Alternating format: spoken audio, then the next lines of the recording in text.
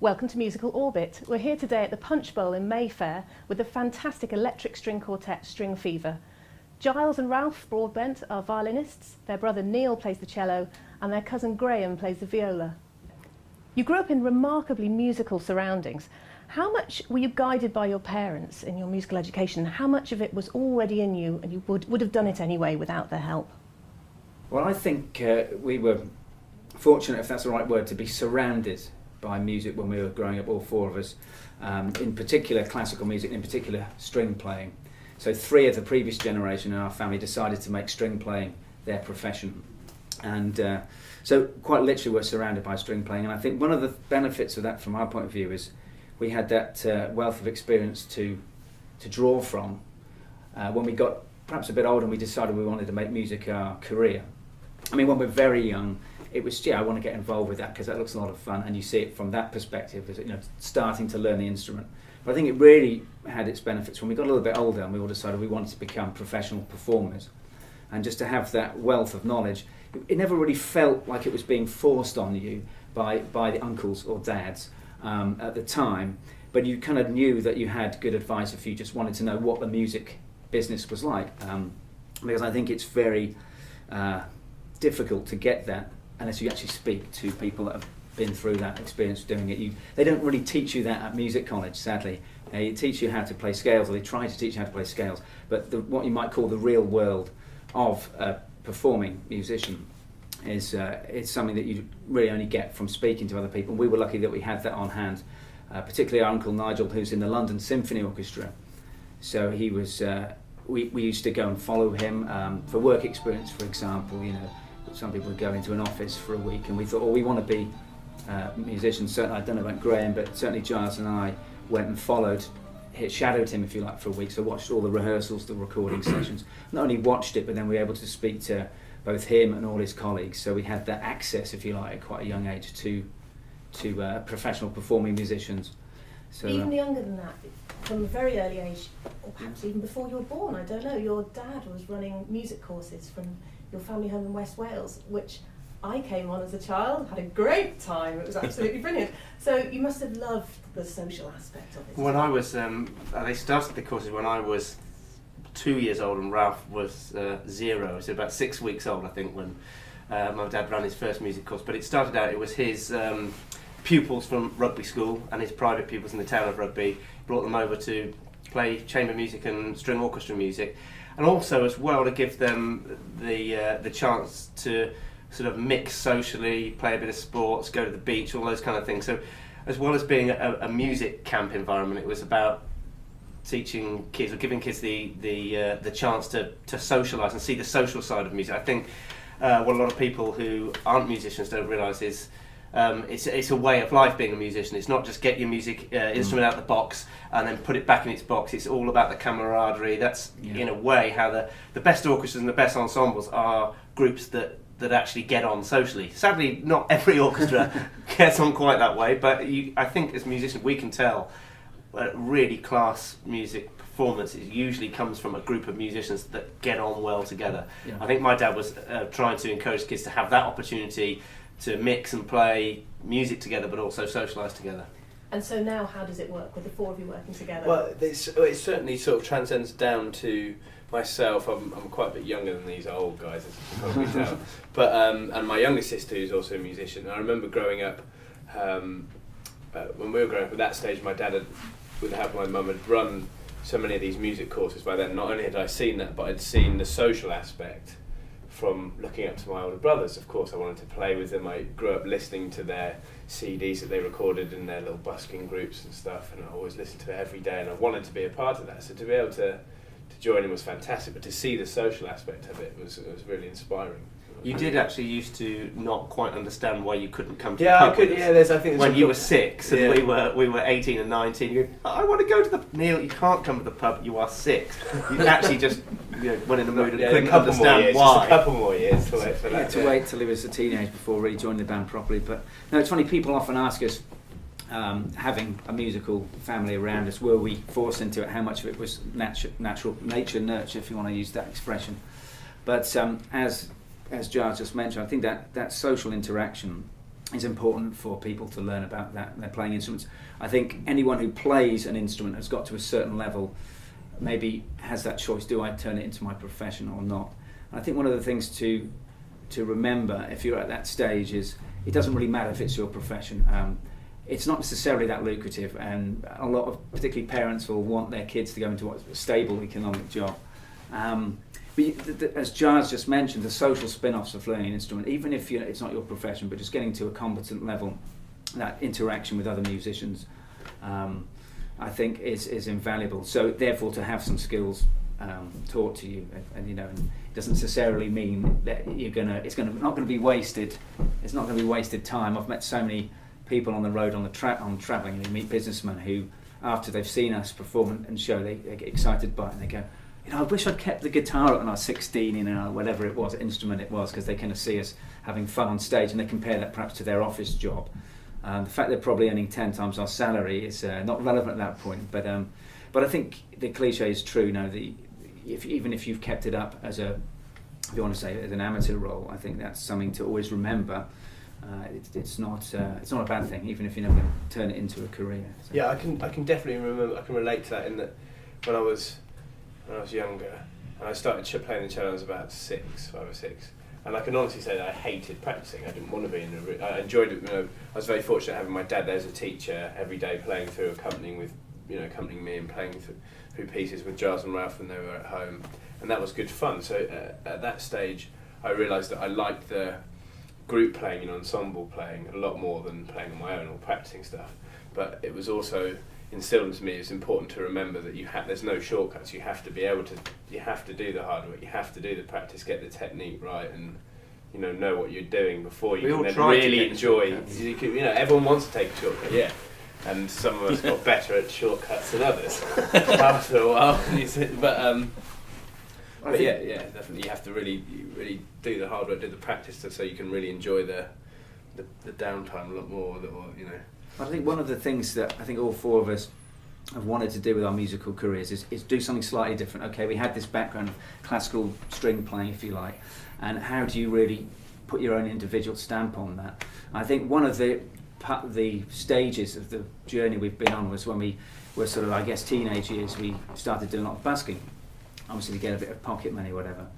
And when we were a little bit older, we borrowed our parents' camper van that they had already in the family, and we went over to Europe and just toured around playing in the streets there.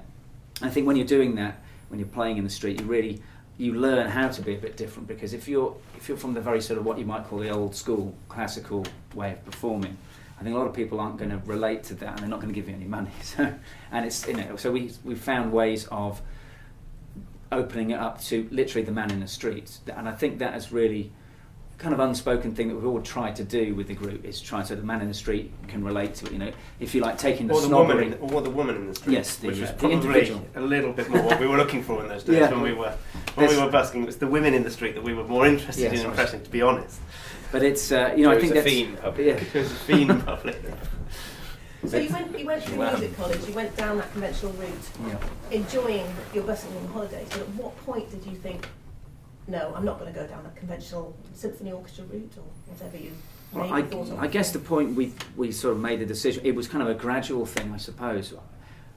From a young age, when we were doing the busking, I think Giles and I, a little bit older, we kind of had this urge to run our own group, but we never quite had the personnel at the right time. And when we were working in the West End along with Graham, playing on several West End shows, so our time was focused on that.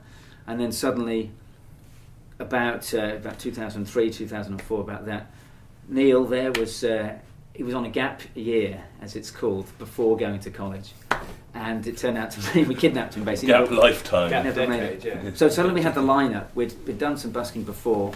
We'd already owned some electric violins, and we'd been playing around with it more as a kind of hobby than a profession. So that was a catalyst, and then we met someone that said, "Can you put together a show?" So that gave us a focus to do that. So I guess all these little gradual stages suddenly came together very quickly at that time and gave us a real focus.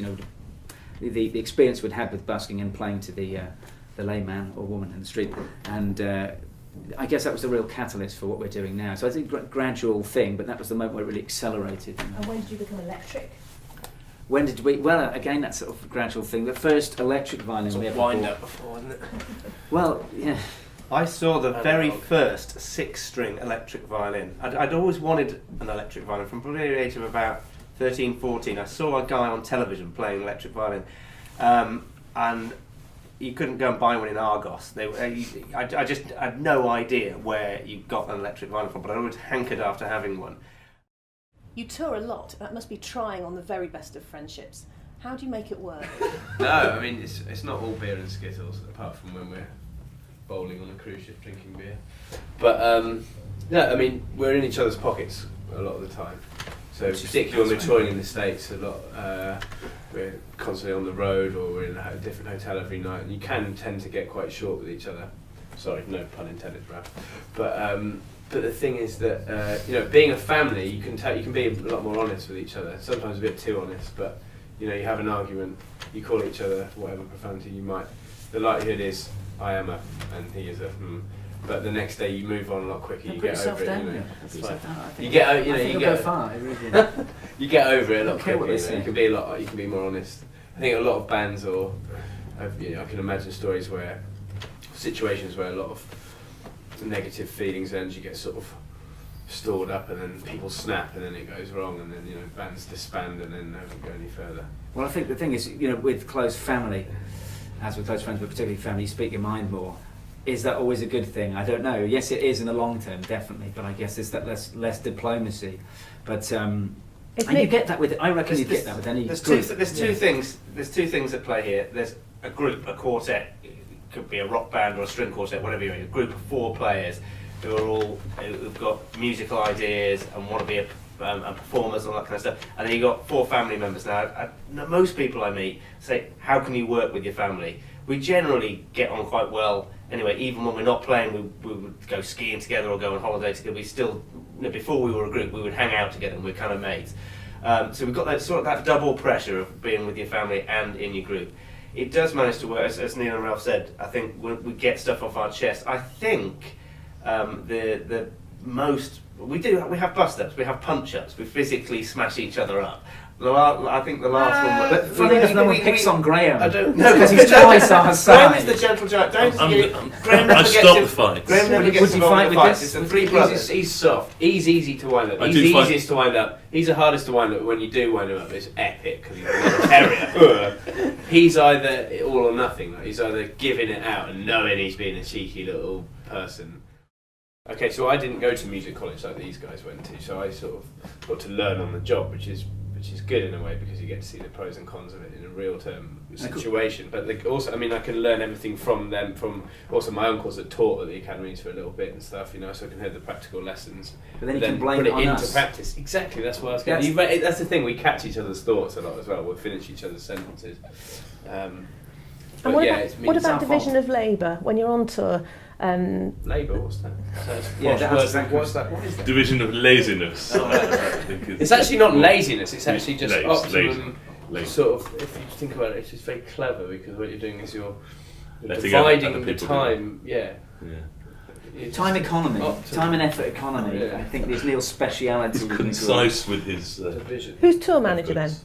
Ralph, is Well, it I you? think Giles is really generally he's certainly the driving force behind the group and therefore takes on a lot of responsibility. It's funny, in the early years, I think our kind of roles, if you want to use that, within the more practical side weren't clearly defined. And we met some of our German friends. Giles and I used to work in Germany and they were very, well, surely you must divide the jobs up equally and this is very normal. But we didn't quite have that organisational naturally, but I think over the years it kind of has settled down into people having roles. Graham is very, very good practically at building stuff, and with all the electronic kit that we have to carry around that's flying everywhere, there's a certain amount of cables and practical things that need kind of modifying, if you like. You can't just buy these things off the shelf. So that's one thing that Graham's very good at, and when we get a new van, he kits it all out with the things that's needed within the van, the tour bus. So that's one of his off-stage skills, if you like. Giles is quite into all the tech side of it, so he'll be looking at what's the next best sort of amplifier effects unit we can do. I tend to do most of the musical arranging, so I'm the one charged with, if someone says, can you put together a medley of such and such, that's kind of one of my roles. Neil looks beautiful. Neil's the off stage, he just, Banter. I drive people around. I drive around. Yeah. But also you're the beatboxer, you're the rhythm section as well. Well, he's actually also one of these guys. He's, I would think, probably the most stylishly dressed. So he unofficial wardrobe thing. It took us a while to think he was just ridiculing us for our dress sense. It's hard. Yeah, a tough job, he would say, but I think he's unofficially I going I like to observe the delegation of the job as well, just to check that everyone else is working You're chief. correctly, efficiently. You know, I like to diffuse situations if they're, or you know, ignite a little bit of fun into situations if they're boring. I tend to do quite a lot of the driving on tours. You know, say for example we do thousands of miles in for the space of a few weeks, just because they're simply rubbish at driving. You know, I'm not saying that I'm good. I just am good. He's sort of David Brent, but he's sort of that 1 degree cockier. David Brent meets Jeremy Clarkson. Yeah. What speed do you drive? 70 tops. And then you slow down, pull over, answer the phone.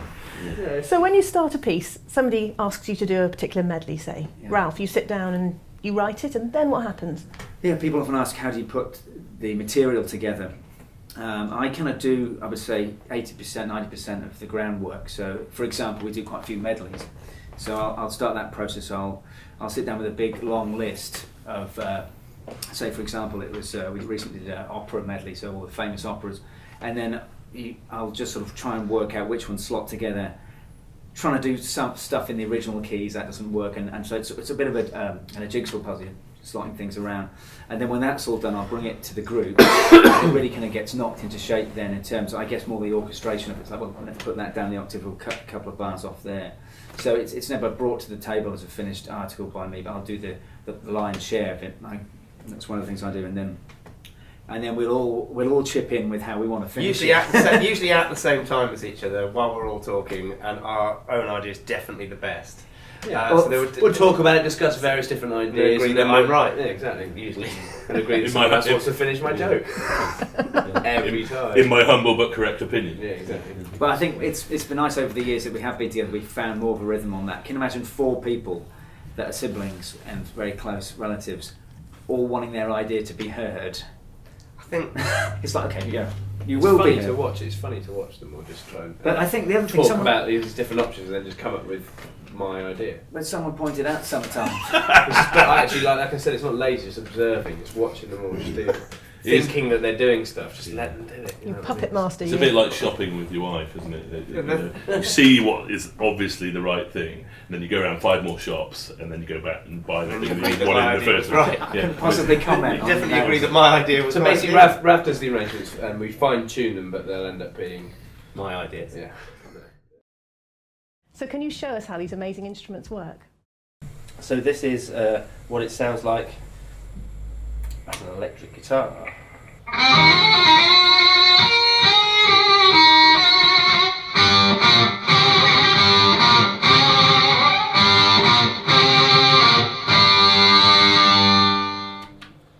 Here we have a bit of a Hammond organ sound.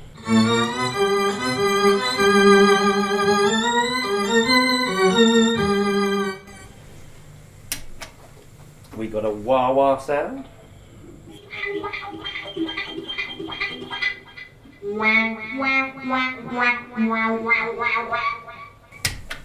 So I've had great fun over the last few years trying to work out how to make these sounds from an electric violin. The hardest thing was actually to make an electric violin sound like a regular violin. It's very, very easy to make an electric violin sound like nothing on earth and quite horrible. If you speak to any sound engineers, I think you'll find they dread having electric violins on a gig. And we met one sound engineer recently, and he showed me all the EQ that he uses just on a regular electric violin. We came in, plugged ours in, and he couldn't quite work out how we got it sounding so nice. And it's probably about 5 or 10 years fiddling around with our guitar effects processor, just tweaking it to get it to sound like a real violin.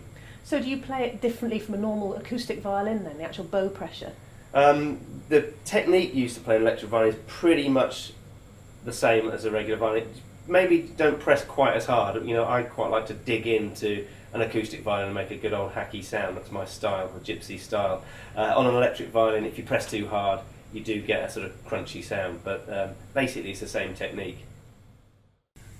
So what makes Stringfever different from other electric string quartets? Well, I think we are probably the only group that I know of anyway that really fully utilise the electric violin as an instrument, making lots of different sounds with the guitar effects process and all that kind of stuff. A lot of groups that play the electric violin tend to use it, in my opinion, just as more of as a prop or as a window dressing. They look great, they look colourful, they look modern, but we really try and explore the sounds they can make. There's not many groups out there that actually get the full depth of sounds out of them. There was an amazing number that you did recently in a gig that I came to, Albinoni's Adagio. I wonder if you could just talk me through how you made that incredible organ sound. It was really actually, it sounded just like an organ. Bizarre. Well, we've got an effects processor called a POG, which stands for Polyphonic Octave Generator, and it basically takes the sound you're making and you can play it at the same octave, 1 octave up, 2 octaves up, 1 octave down and 2 octaves down. So you've got 5 different versions of the note you're playing, and then you can mix it so you have a different different volumes of each of those. You can have just the low ones, just the high ones, or all 5. So for the organ sound, we get all 5 of those, and it sounds like an organ playing on lots of different pipes. Here we go. Shall I demonstrate that for you? Thanks.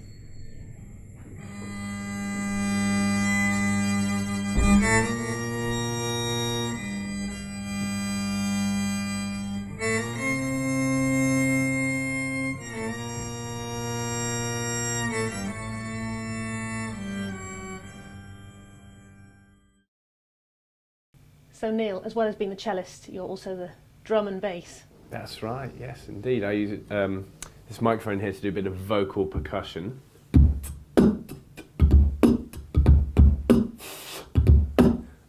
As such. And then I tend to use this electric cello here, as well as bowing it for a lot of our pieces. I tend to use the lower strings, C and the F. This is a 5-string cello, so it's got a lower string on there. I use it and I pitch it very much like a bass player would.